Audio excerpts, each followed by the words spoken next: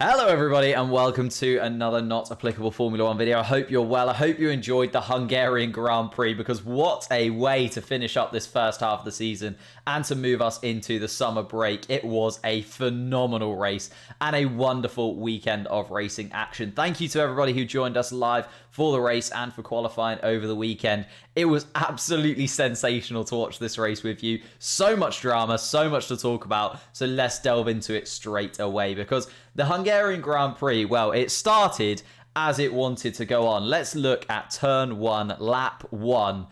It was absolute chaos. Yes, it was a little bit slippery, a little bit damp. Everybody had opted for the intermediate tyres, and it looked like it was going to rain for a little bit longer than it did. But down into turn 1, absolute chaos. 7 drivers involved in 2 separate collisions. 2 different drivers got it completely wrong going into turn 1. The first of which was Valtteri Bottas, and he just got it completely wrong, completely misjudged the braking distance, hit into the back of Lando Norris, and effectively caused Lando Norris to be the first pin in this bowling ball-esque sort of escapade at turn 1. Lando Norris goes carooning into Verstappen, and then also Valtteri Bottas goes mashing into Sergio Perez. Sergio Perez actually does a really good job not to hit Pierre Gasly. I think that's something that people haven't really talked about, is Pierre Gasly was basically also involved in this incident, dropped back completely, but luckily didn't take any damage because Sergio Perez does a really good job of steering away from the AlphaTauri driver.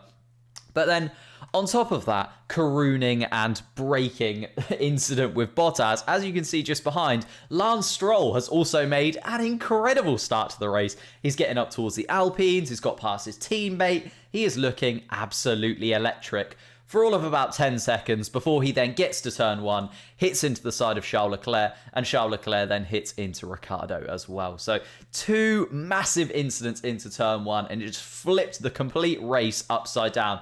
All of that madness caused a red flag, and Hamilton was the only runner of the top 5 drivers that was still in the race at this point. Lots of people thought Verstappen, Perez, Norris, they would all be out at this point. Now, Verstappen just about managed to get his car running again, but with lots and lots of damage. But Hamilton was sitting pretty in first place, and next behind him was Ocon. So it was looking like Hamilton was going to run away with this race. It was looking like Hamilton was going to easily take another victory and pick up 25 points. But then there was this.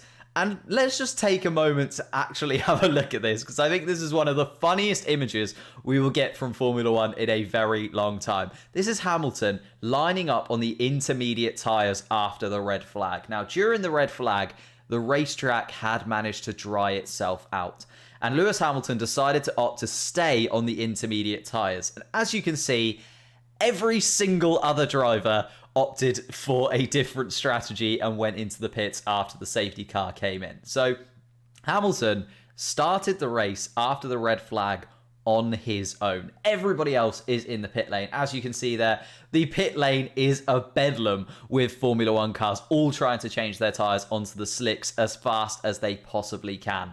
And it was absolutely insane. The fact, though, that Hamilton was 14th after this. We had Mazepin having an incident in the pit lane, which meant he then also was out of the race and actually picked up Raikkonen a 10-second penalty. And as I said, Norris, Bottas, Perez, Stroll, Leclerc, of the drivers that were involved in that turn 1 incident, they were the ones that could not continue. And I was massively surprised that Ricciardo and Verstappen were able to continue. Just look at that damage on the right-hand side of Verstappen's car. Basically, all of the aero work is just stripped off. How those Red Bull guys managed to get that car in working condition and actually get him out for the rest of the race, another 65, 66 laps that he had to do with all of that aero missing. The Red Bull guys did an incredible job. And the same to McLaren. The fact they were able to put Daniel Ricciardo back out on the track after the red flag was absolutely brilliant from them. But as you can see here, Ocon, Vettel, Latifi, Tsunoda and Sainz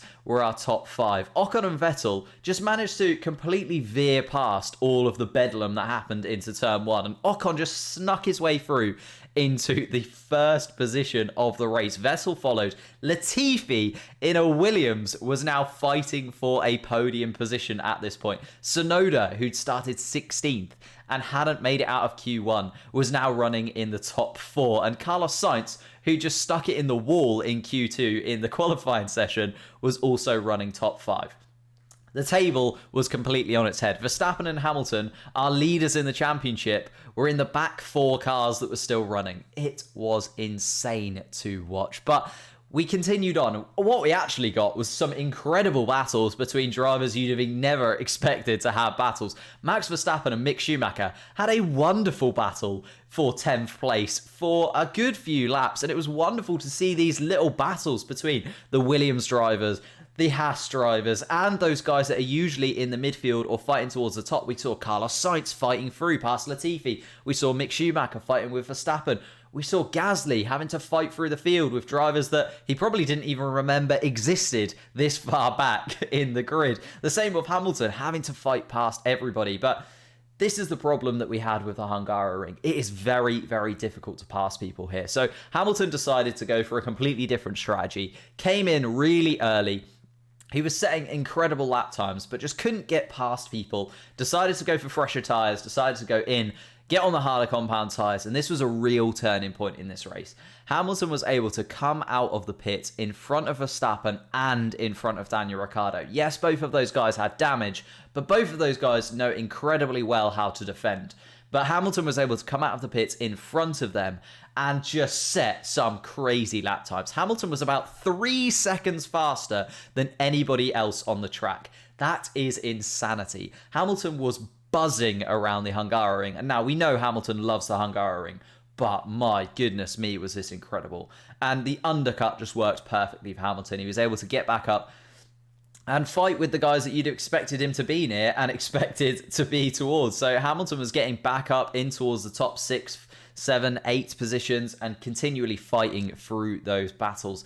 Carlos Sainz did incredibly well in the pit stops. Alonso and Gasly went long and made it work as well. And suddenly we had Ocon and Vettel that were absolutely streaming away by this point. Because you've got to remember, Latifi, who was in 3rd place, meant that Ocon and Vettel could just scream away from everybody else.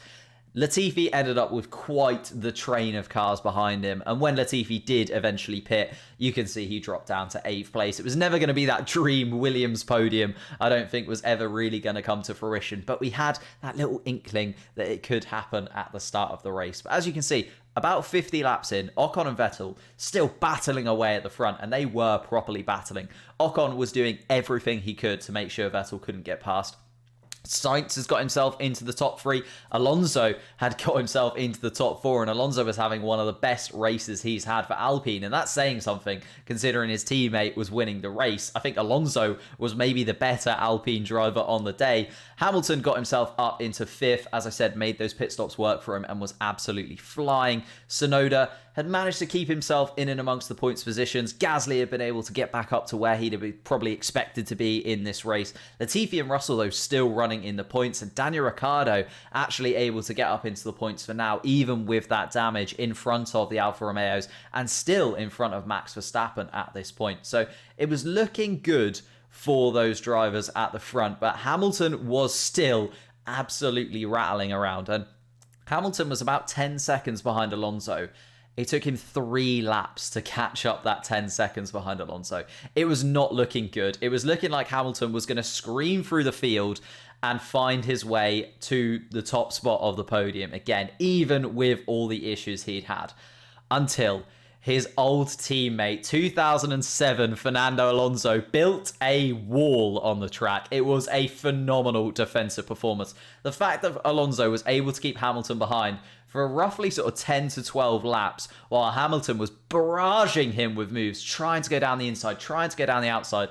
Fernando Alonso literally built the Great Wall of Alonso. It was huge. It was one of the best defensive performances you're ever going to see from a Formula One driver. He used every single trick in the book, and Hamilton took until lap 65 before he could then get in front of Alonso and then Sainz as well.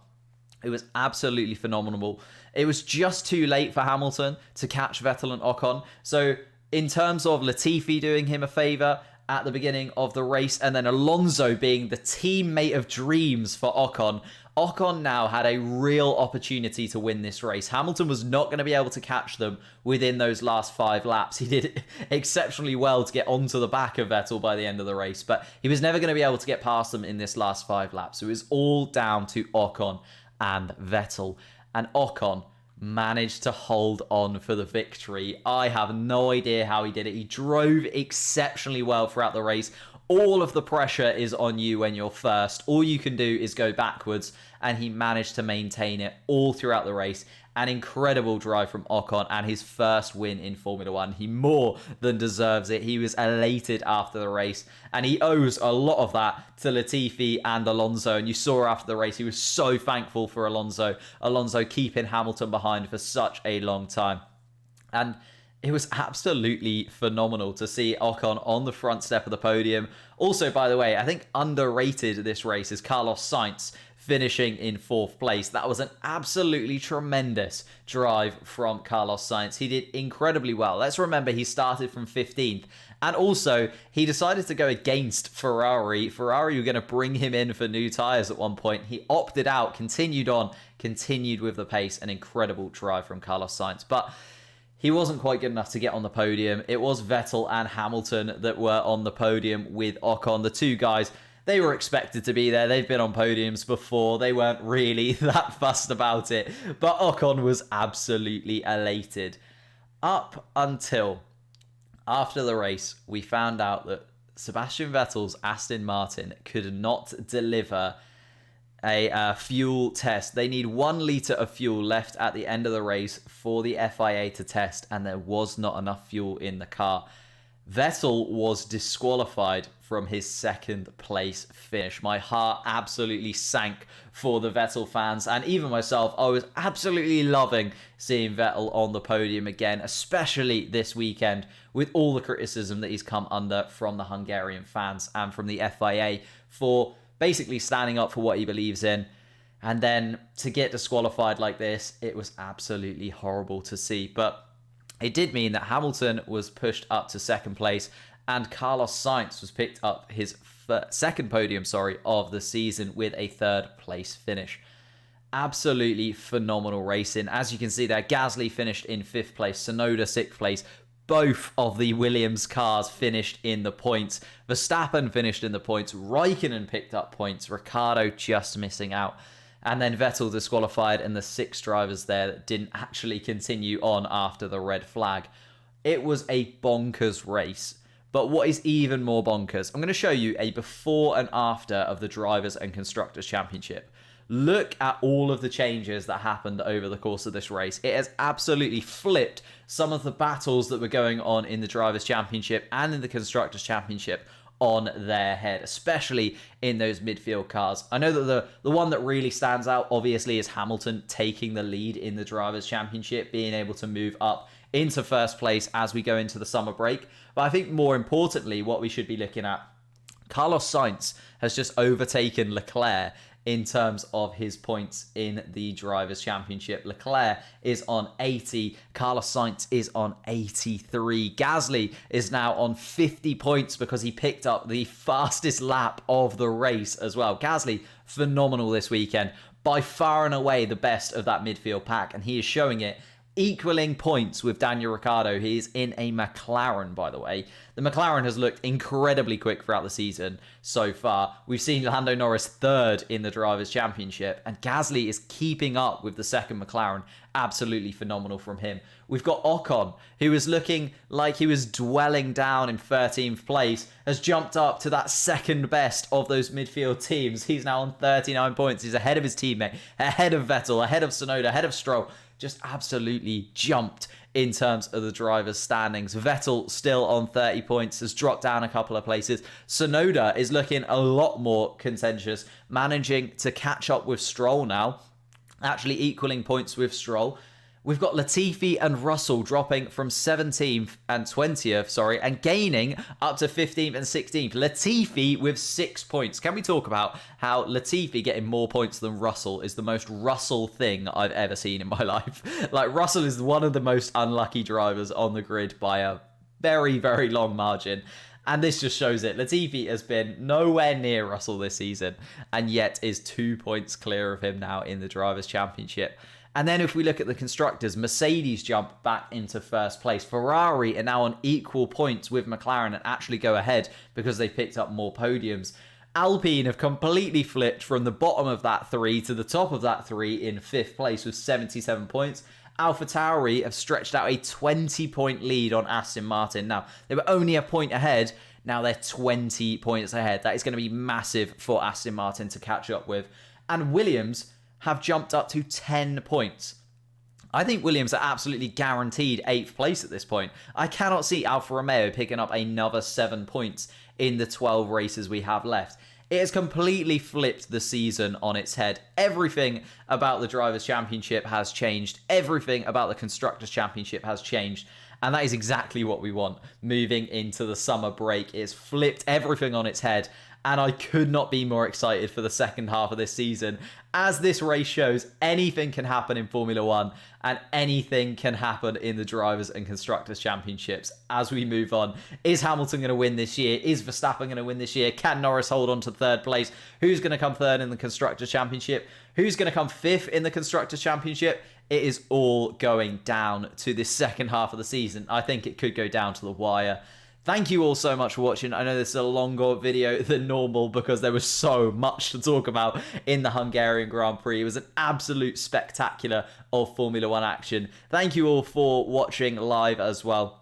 Thank you again for watching this. Thank you just in general for this first half of the season. I just want to say thank you to each one of you individually because you're absolutely phenomenal. Starting this channel a few months ago at the beginning of the season, and it's just gone from strength to strength, and I love spending time with you guys so much. It's incredible. It's just mind-boggling to me that this can even be a thing and that it happens and that we do it every single week. But thank you so much. I will see you next time.